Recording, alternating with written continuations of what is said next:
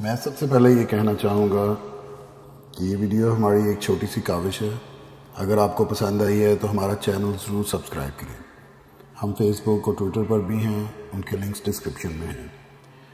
اچھی بات کسی کو بتانا صدقہ جاریہ ہوتا ہے۔ آپ بھی اس ویڈیو کو شیئر کریں، ہو سکتا ہے آپ کے توسط سے کسی مجبور بہن بھائی کا بھلا ہو جائے اور تا قیامت آپ کو اس کا اجر ملتا رہے۔ اس لیے اس ویڈیو کو بہت شیئر کریں تاکہ جو کوئی ضرورت مند ہیں ان تک یہ پیغام پہنچ سکے۔ اور دوستو، اس ویڈیو کو سبسکرائب کرنے کے لیے یہ آپ سبسکرائب پہ کلک کریں گے اور اس کے بعد بیل کے آئیکن پہ کلک کر کے ہمارے چینل کو سبسکرائب کر سکتے ہیں۔ جزاک اللہ۔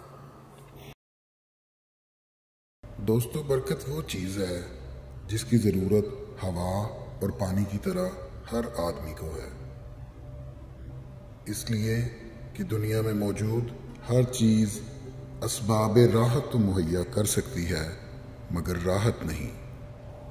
دنیاوی ترقی سے خوشی کے اسباب تو جمع کیے جا سکتے ہیں مگر وہ اسباب خوشی عطا کرنے سے قاصر ہیں۔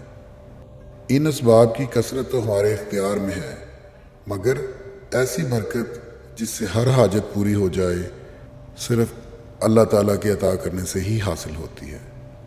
میں آپ کو قرآن و حدیث سے ایسے 10 اعمال پیش کرنے لگا ہوں کہ جن کو اگر ہم اپنا لیں تو انشاءاللہ برکت ضرور ملے گی۔ سب سے پہلے نمبر پہ آتا ہے توبہ استغفار۔ قرآن پاک میں کئی مقامات پر توبہ و استغفار کے ذریعے رزق میں برکت اور دولت میں فراوانی کا ذکر ہے۔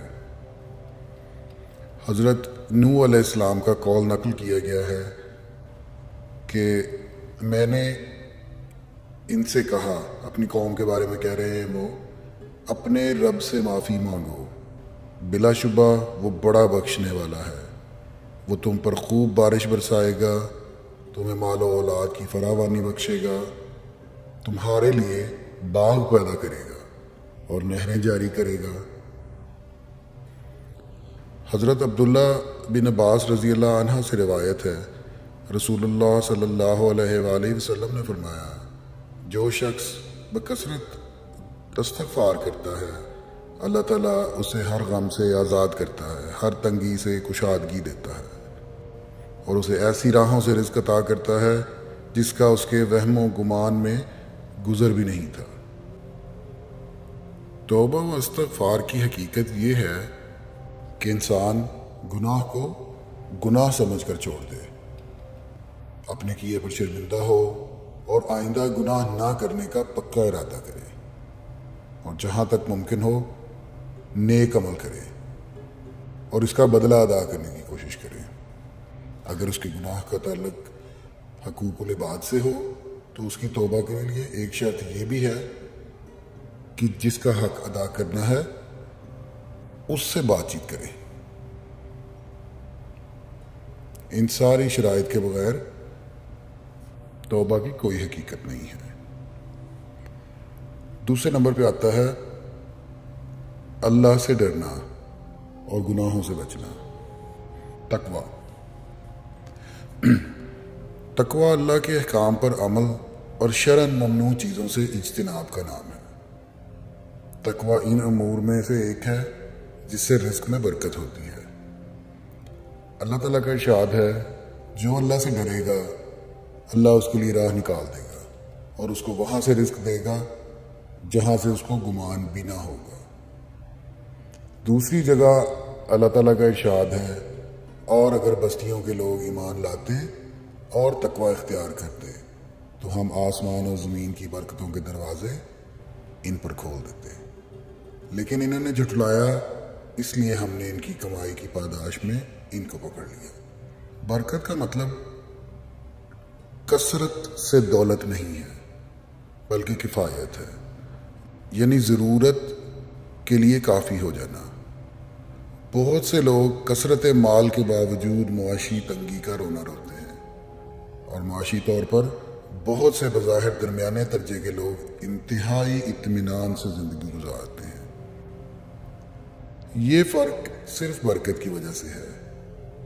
عبادت میں انہماک، اس سے مراد یہ ہے عبادت کے دوران بندے کا دل اور جسم، دماغ سب حاضر رہیں، اللہ کے حضور میں خشوع و خضوع کا پاس رکھے، اللہ کی عظمت ہمیشہ اس کے دل و دماغ میں رہے۔ حضرت ابو ہریرہ رضی اللہ عنہ روایت فرماتے ہیں کہ نبی اکرم صلی اللہ علیہ وآلہ وسلم نے فرمایا، بلا شبہ اللہ تعالیٰ فرماتے ہیں کہ اے ابن آدم، میری عبادت میں منہمک رہو، میں تیرا دل غنا سے بھر دوں گا اور تمہاری محتاجی کے تمام دروازے بند کر دوں گا۔ اگر تم نے ایسا نہیں کیا تو تمہارے ہاتھوں کو کثرت مشاغل سے بھر دوں گا اور تمہاری محتاجی کا دروازہ بند نہیں کروں گا۔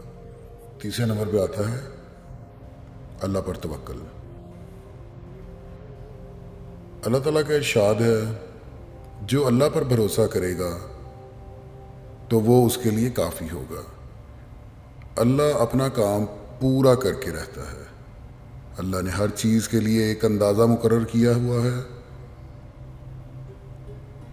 حضرت عمر فرماتے ہیں، رسول اللہ صلی اللہ علیہ وآلہ وسلم نے ارشاد فرمایا، اگر تم حسن و خوبی کے ساتھ اللہ پر توکل کرو تو تمہیں اس طرح رزق دیا جائے گا جس طرح پرندوں کو رزق دیا جاتا ہے۔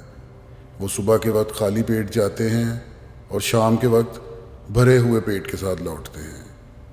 توکل کا مطلب ہرگز یہ نہیں کہ جابز، نوکریاں وغیرہ ان کو چھوڑ دیا جائے اور ہاتھ پر ہاتھ رکھ کر بیٹھ جایا جائے۔ ایک حدیث میں حضور نبی کریم صلی اللہ علیہ وآلہ وسلم نے پرندوں کی مثال پیش کی ہے کہ وہ تلاش رزق میں صبح صبح نکل جاتے ہیں۔ پرندوں کا صبح سویرے اپنے آشیانوں سے نکلنا ہی ان کی کوشش ہے۔ ان کی انہی کوششوں کی وجہ سے اللہ تعالیٰ ان کو شام کے وقت پیٹ بھر کے واپس لے کے آتے ہیں۔ لہٰذا اسباب کا اختیار کرنا توکل کے خلاف نہیں، بلکہ اسباب اختیار کرنا عین تقاضائے شریعت ہے۔ اس کے بعد باری آتی ہے اللہ کے راستے میں خرچ کرنا۔ اللہ تعالیٰ کا ارشاد ہے، اور جو کچھ تم خرچ کرو گے اس کا اجر اس کے پیچھے آئے گا، اور بے شک اللہ بہترین رازق ہے۔ ایک دوسری جگہ اللہ تعالیٰ کا ارشاد ہے، شیطان تمہیں مفلسی سے ڈراتا ہے اور بے حیائی کے کاموں کی ترغیب دیتا ہے، مگر اللہ اپنی طرف سے مغفرت اور فضل کا وعدہ کرتا ہے۔ اللہ بڑی وسعت والا اور بڑے علم والا ہے۔